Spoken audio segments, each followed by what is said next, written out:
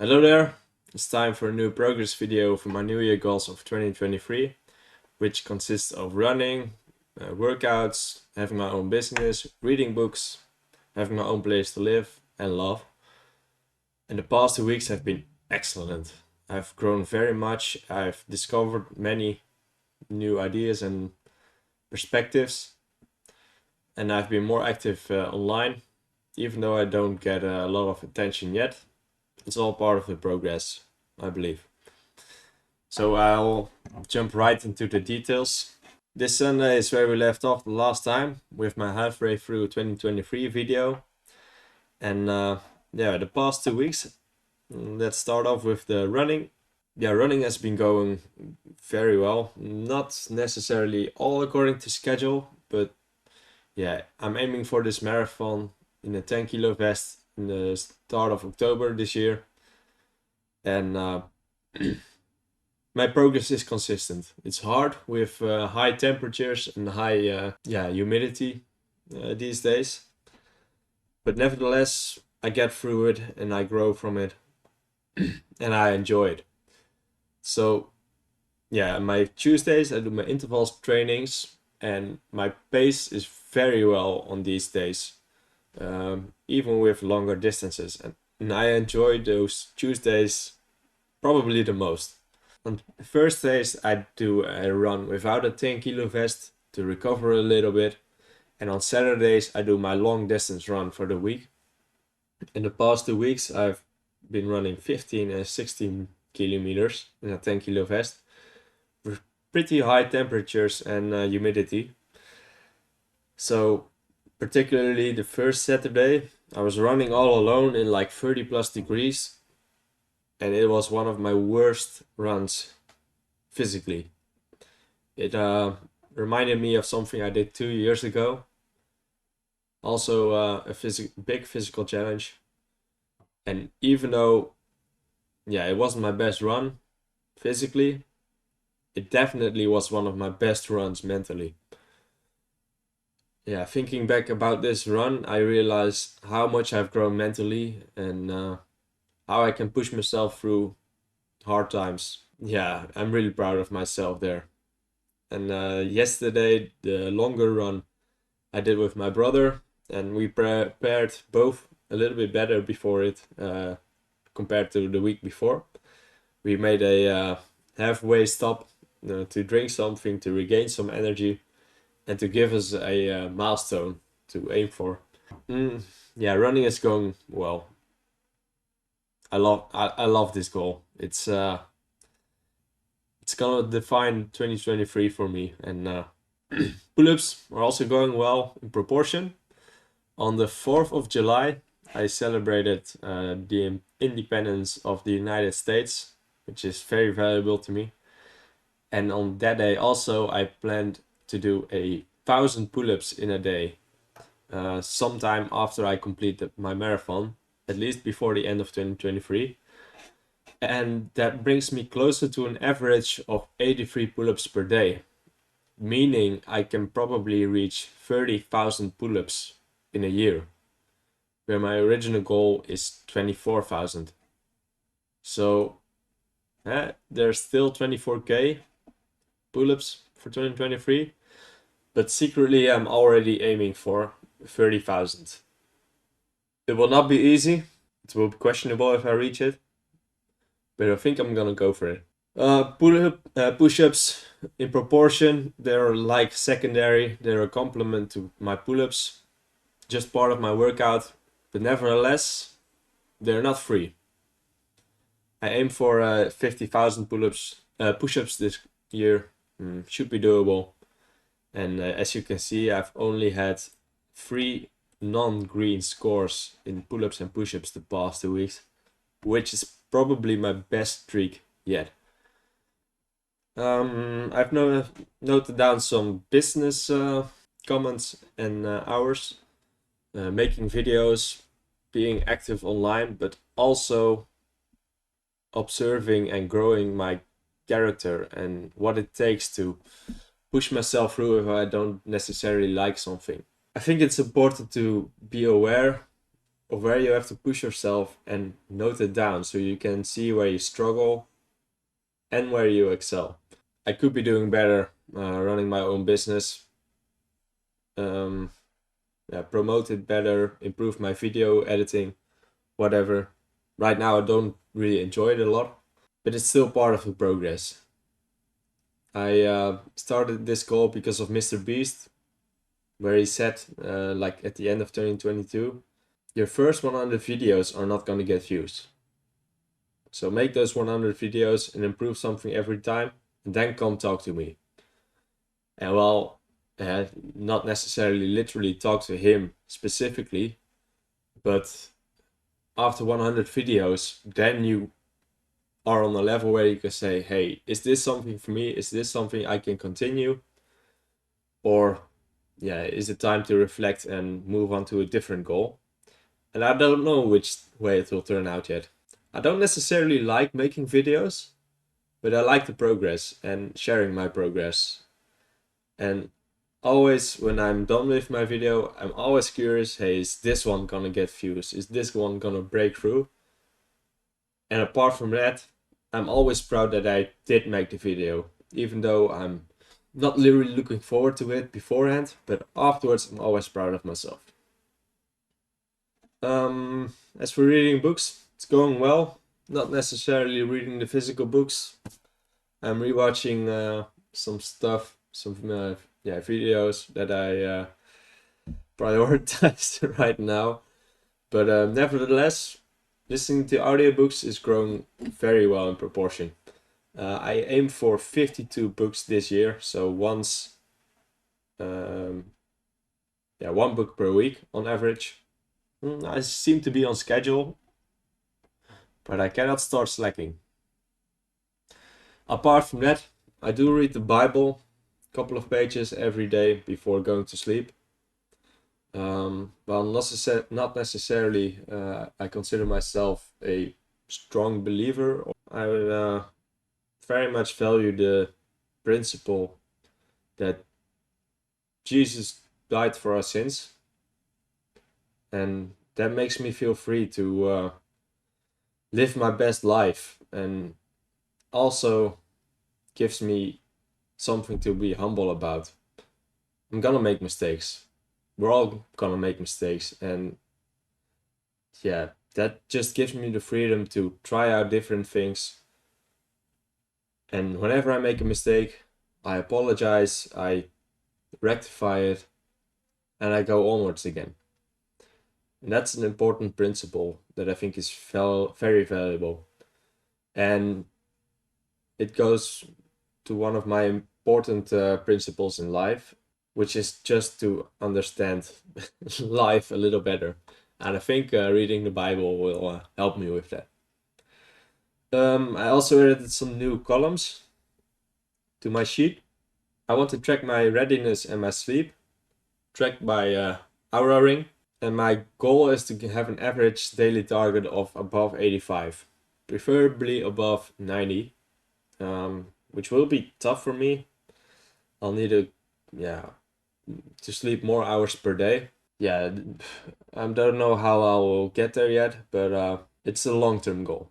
As for love, I've noted down something every day, but some things that really jump out for me are thinking about the independence of the United States, celebrating the 4th of July, and also that made me remember World War II, the freedom we have in Europe, the freedom I have right now, and the sacrifices that people made to give us that freedom. I cherish that very much, and I noticed that people tend to joke about it. And I've made a decision to not sit on the sidelines, but whenever I think it's important to share my feedback, I'll do it. It makes me think of a quote by Jordan Peterson, where he said, when you have something to say, silence is a lie. And I think it's important, if you have something to say, you should speak up. But not necessarily that you are right, but do it with the intention to help the other person understand you better, but also for you to understand the other people better. Do it from a place of humility, from a place to seek more understanding in each other and to use it to grow. Don't be silent. Have an open discussion. Uh, be civil and try to grow. Do not seek the hypocrisy in the other. Try to understand each other better. I think that's very important. I'll get back to it later in this video. Another thing for love, well, I spend a lot of time with friends and family, share some great moments. But the other thing that really sprung out was XAI being announced. XAI is a company founded by Elon Musk. I don't know how many companies that guy founded, but I'm amazed by that guy. XAI seeks to find the truths of the universes, gain better understanding of the world and life and what is going on, really. It will be a competitor to the likes of OpenAI, Google Bard, ChatGPT, owned by OpenAI. And actually, OpenAI was also founded by Elon Musk, co-founded, but for some way or another, he lost control of the company OpenAI, which was an open source organization for non-profit to protect us, or at least to be careful with the potential dangers of AI. But right now, it's a closed company for profit. And that's why he founded this company. AI has some serious dangers. It can help humanity a lot, and that's why we develop it. But what if it somehow is used for harm or itself turns against us? I won't get into too much of the details, but it does scare me. Nevertheless, if there's one person I trust, if having good intentions in AI, it's Elon Musk. He's now CEO of 5 companies and executive board member of Twitter on top of that. So he's CEO of Tesla, which is transitioning the world to sustainable energy. SpaceX, which is gonna bring us to Mars. Boring Company, which is gonna eliminate traffic and it's like an amazing company by itself. You have Neuralink, which is gonna help humans keep up with AI and cure a lot of mental diseases along the way. And now you have also XAI, which is an AI company he founded with the AI all-stars of all stars. Yeah, Elon Musk is one of Earth's MVPs, and that's why I put it in my love tab. I think he comes from a place of love, and I see no one else suited better to do this than him. He made a Twitter Spaces call on the Friday afterwards, and he made incredible remarks that, make me have faith and trust in him. Also, on past week, I received a book by the original author of the book. I didn't necessarily ask for it. He offered it, and I very gladly took it. I'm always looking for ways to expand my knowledge and also increase my networking. So that was a good moment. And I've also been more active on Twitter, making tweets, even though they do not get a lot of views. I think it's part of the progress. I want to participate in humanity's future rather than just sitting on the sidelines in silence and just wait my time out. Nah, I want to be active. Also, past Thursday, I completed my 24 pull-up record for the 3rd time. 25 will get there soon enough. But it's not gonna be there for free. I'll have to work on it. And going back to the quote by Jordan Peterson, I asked ChatGPT about this. I wanted to ask ChatGPT something this week as one of my weekly goals. And I asked, what can you say about this quote? When you have something to say, silence is a lie. And I'm not, I'm, I'm very glad with the response. It was somehow what I expected, but it also opened my eyes a little bit. So when you have something to say, silence is a lie. Suggest that remaining silent or not speaking up is not helping anyone in the discussion or conversation. And if you don't share it, it's dishonest. You are withholding your own thoughts and withholding it from the other person to explore your mind and your perspective. And it goes against the principle of seeking truth with another. So, yeah, I think it's valuable to share your ideas, even though they could be wrong and they could be debunked.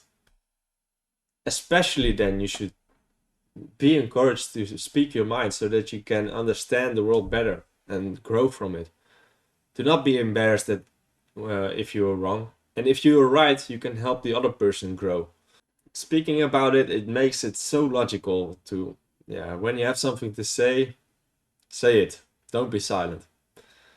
But there's also this note from ChatGPT. It's important to consider the context in which this quote is used.